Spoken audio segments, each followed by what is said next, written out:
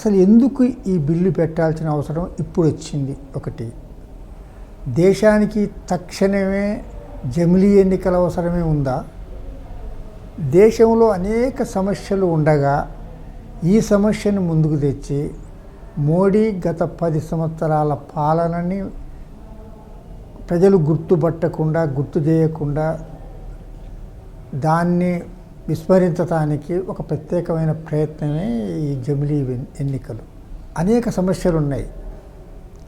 ఆయన అధికారానికి వచ్చేటప్పుడు లక్షలాది ఉద్యోగాలు కల్పిస్తా యువకులకి అని చెప్పాడు.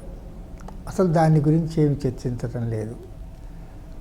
అదేవిధంగా విదేశాలలో ఉన్న 80 లక్షల కోట్ల పైగా డబ్బునంతా కూడా, వివిధ బ్యాంకుల్లో ఉన్న డబ్బునంతా కూడా తీసుకొచ్చి ప్రతి కుటుంబానికి 15 లక్షల చొప్పున పంచిపెడతా అని చెప్పాడు.